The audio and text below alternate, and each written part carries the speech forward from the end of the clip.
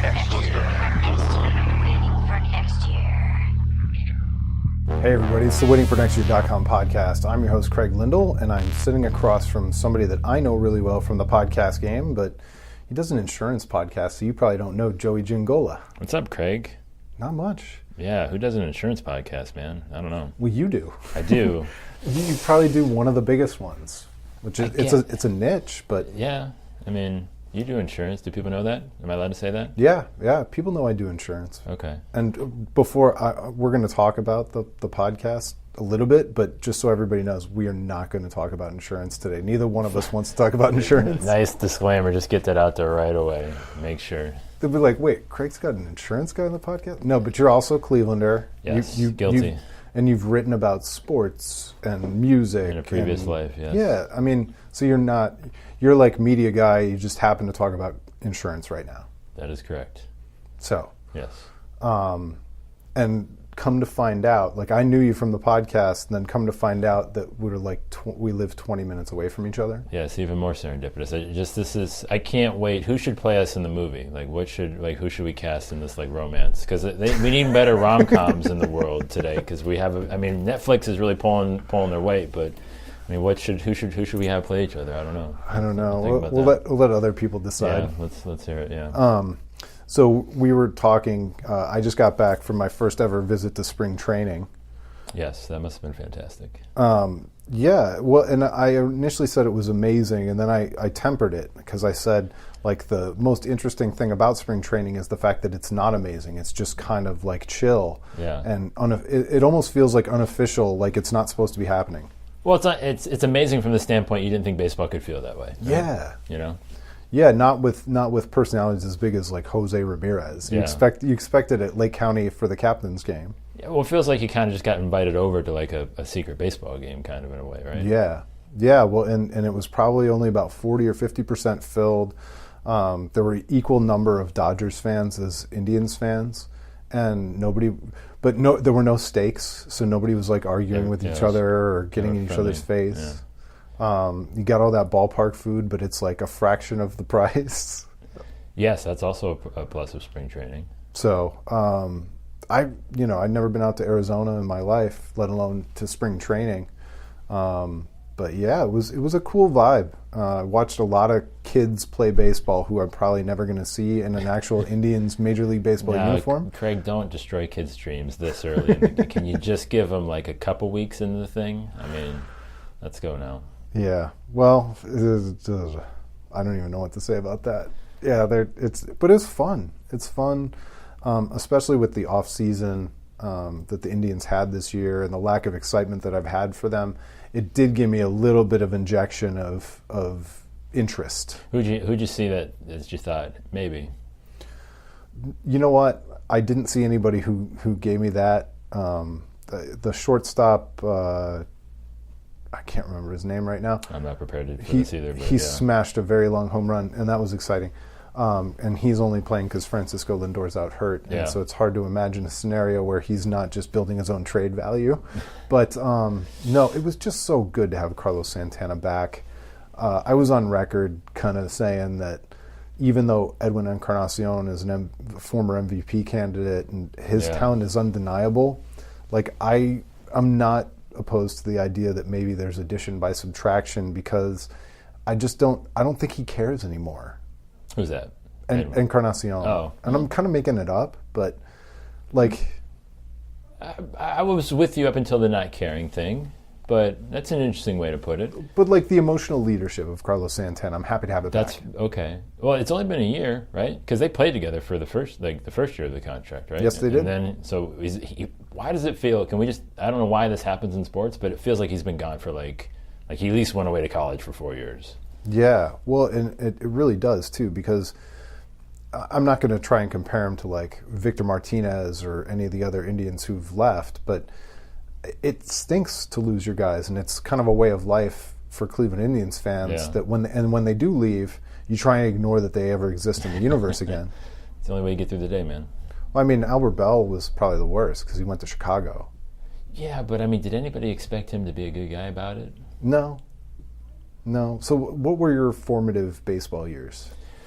So I grew up. I'm just old enough to remember Old Municipal Stadium. Going to sitting in the bleachers, banging the seats, bringing in a canister of boiled hot dogs with like 20 of my friends. It felt like 20. It was probably like 5, but. Empty Municipal Stadium was there for like the last series and all that good stuff. And I think 1994 when Jacobs Field opened was I think I was in 4th grade. So just prime time. I didn't like. It's kind of a curse because you grow up and like that's when baseball is life for you. So you hit the heyday with the Indians and. It was just a good time. You didn't know. I mean, you knew it was bad in 92, 93. You were really young enough to really understand what was happening. Yeah. But then you grow up and you kind of have that team around all the time. And it's just like, then you realize, oh, well, this was really something else. And so that, for me, that really made the kind of Eric Wedge years that much more painful. Yeah. Well, like it wasn't impacting my memories of like, because I was more like 87, 88. Those are the first couple baseball seasons I remember.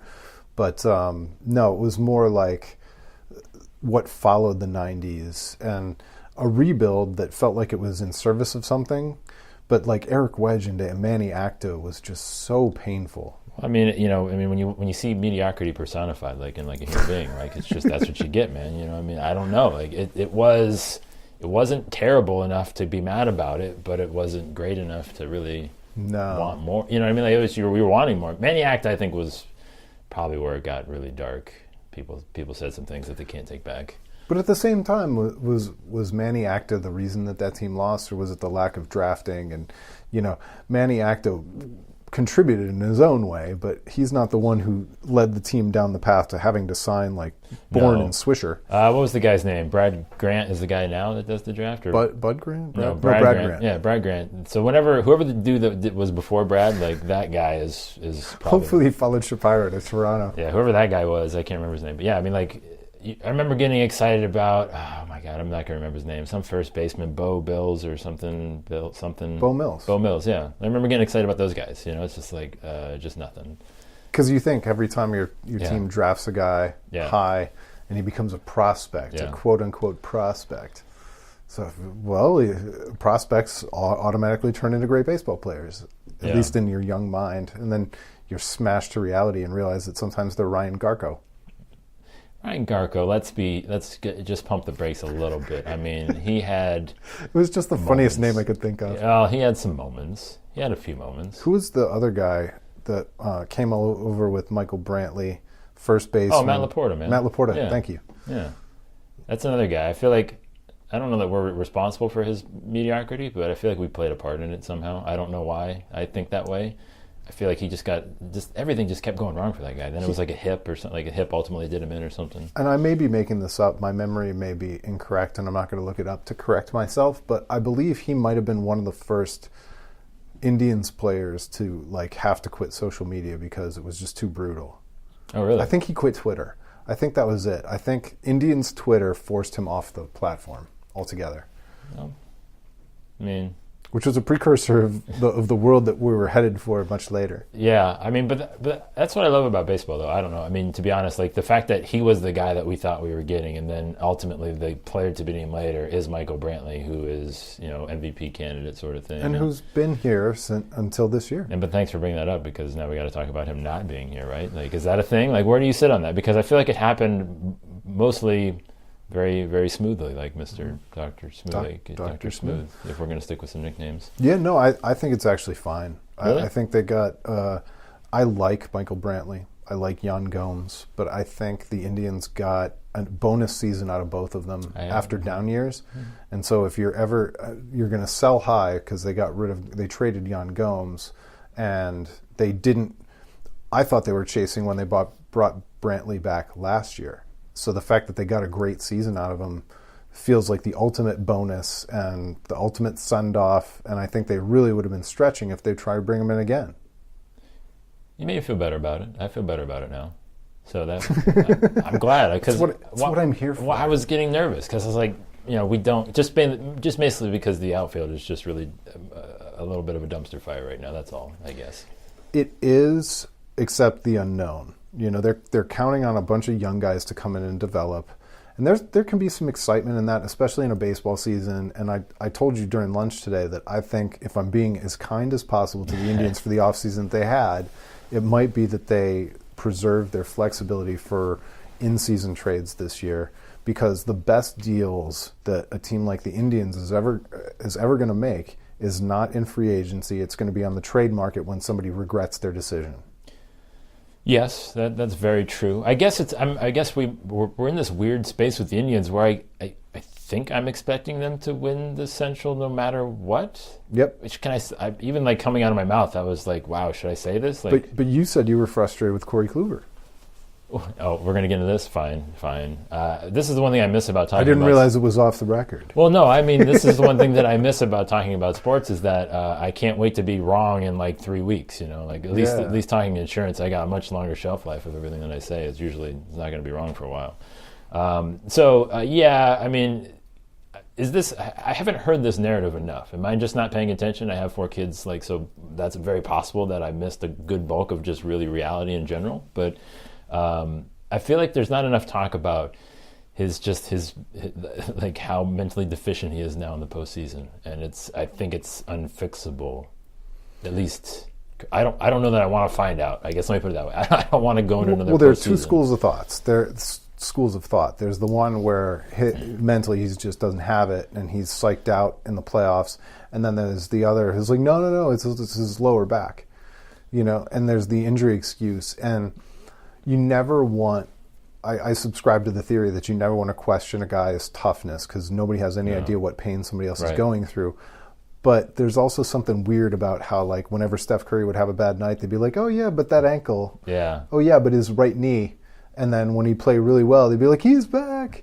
And I don't want to be guilty of doing that for Corey Kluber, because I like the Indians and I like Corey Kluber. No, I mean, I've watched, listen, so I'm going to sit in the middle there. I don't think he doesn't have it. I think he's lost it. I think he can find it. I don't know that I want him being our number 1 guy going into another postseason. Again, another thing I'm like, this is crazy to say, but and that's because you do have Carlos Carrasco, you do have Trevor Bauer.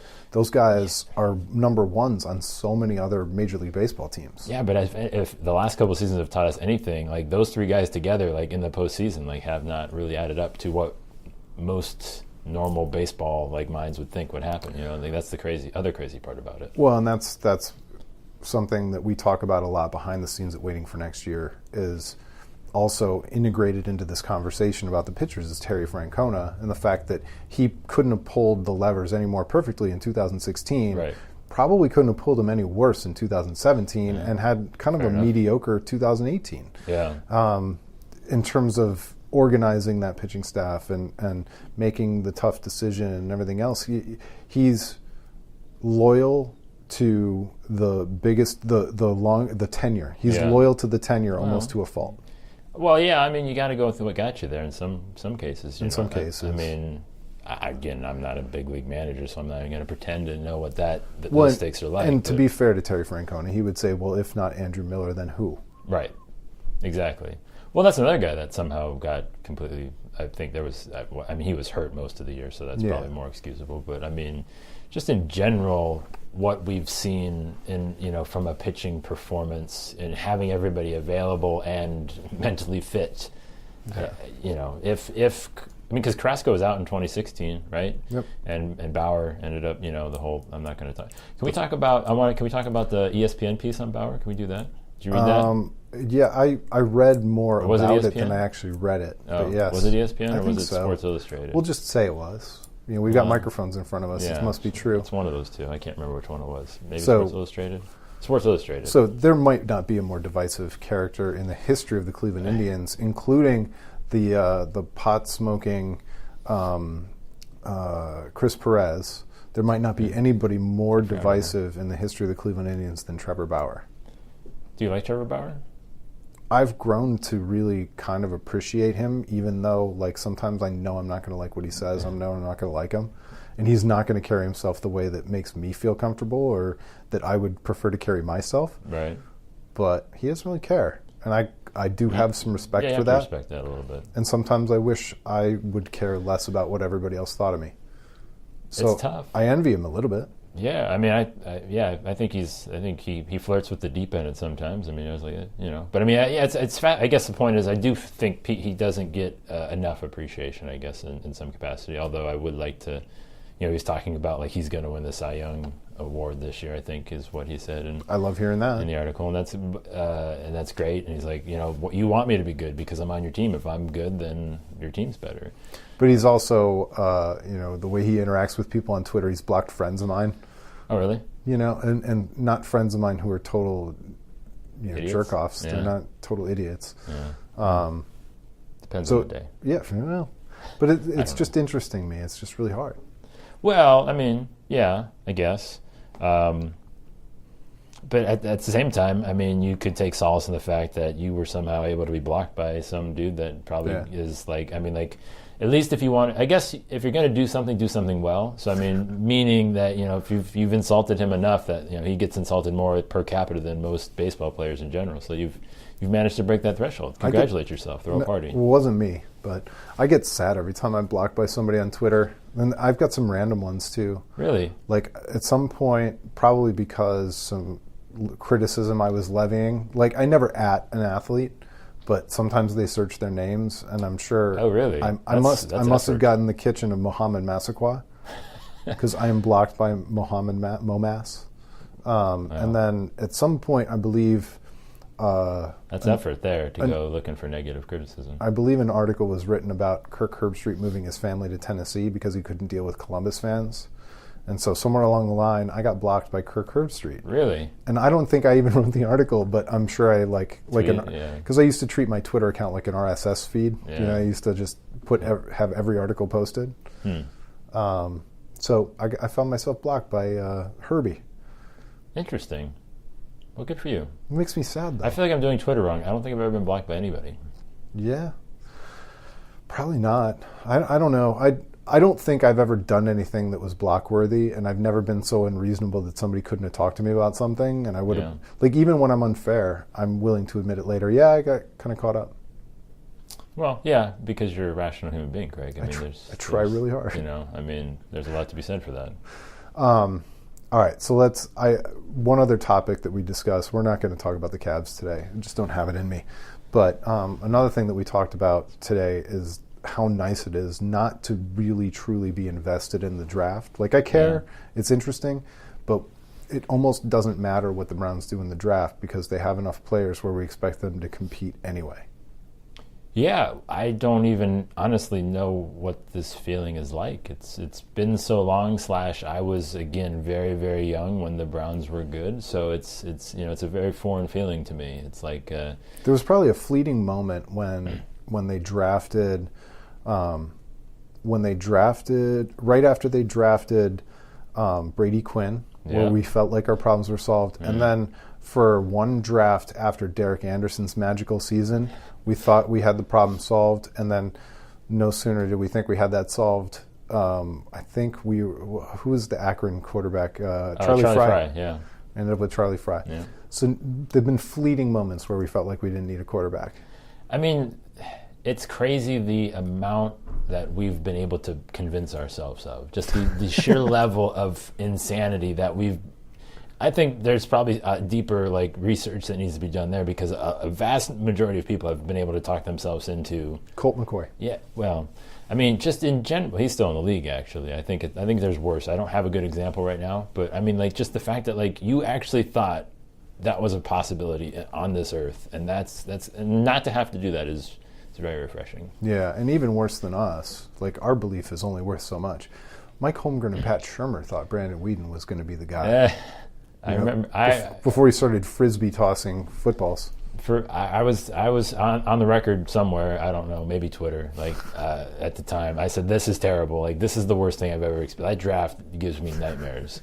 That was the worst thing I think I've ever experienced. Although I was very hopeful when Mike Holmgren came to town. I said, hey, this guy is a legitimate, this makes me feel like I'm worth something because he's here. He's got pedigree, and he's that was worthy, one of the first times. He's worthy of being interviewed for the job that he has. Right. It turned out he didn't do a good job, but he was also basically a de facto. People forget, if you want to be fair to Mike Holmgren, he was also the de facto owner because Randy Lerner basically outsourced a bunch of the ownership duties, including the meetings, to Mike Holmgren. I think Mike Holmgren was the only non-owner in some of those meetings. Yeah. Or non-relative of the owner. Right.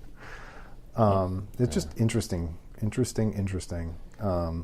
I can only imagine. Well, it's just, again, like maybe that's an example of if we're going to screw it up, that's, like we're going to give somebody that is actually talented, has the ability, but we're just going to make a coach that could maybe be a GM also be an owner, and then that's how we're really going to make things not work. It'd be like drafting a quarterback and forcing him to play tight end. Exactly. Like, it just doesn't make any sense. I am kind of enjoying the Pat Shurmur experience in New York now, because of all the Cleveland Browns coaches since they've been back, I believe I disliked Pat Shurmur the most. Oh, okay. Who is your least favorite head coach since '99? Pat Shurmur was probably the most sympathetic. Like, you looked, and I mean, all right, so time out. Meaning, like, you looked at the guy and you're like, he just can't help it. Like, there's just, you know what I mean? He just can't. Like, that's what I thought when a three-legged puppy. Exactly. It was like visiting the animal shelter every Sunday, and it's like somebody saved this guy's life. But I think probably there's so many. How can I pick? Mike Pettin came to mind the first, I guess. Okay. Probably. See, and I felt sorry for him. Yeah, maybe. Because I felt like the dysfunction around him, whether it was texting to the sidelines or whether it was like Shanahan. They basically ostracized Shanahan, and he needed Shanahan because he was the defensive guy. I forgot this was a thing. What about Eric Mangini? That happened.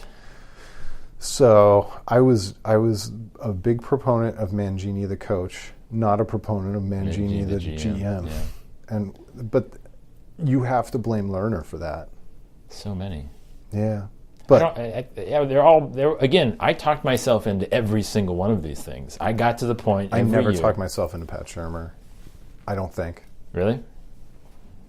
I guess I just picked one that I just looked at and think, I barely remember you being a coach. There's no wrong answer. There is no wrong answer. I feel like I'm. Actually, they're all wrong answers. Yeah. But Pat Shurmur, I just felt too bad for the guy. Like it was too much because he was 2 years. Patton was 2 years, right? Like these are all 2-year guys. Yeah. And the biggest victim was Chud, who got one season. Yeah. It was actually like 11 months. Yeah. But. I just. So is this the part where we transition? We talk about insurance? No, we don't. Yeah, as we hear every phone and thing click off, insurance. But anyway, you're the insurance podcaster. I'm assuming nobody's going to go subscribe. No offense.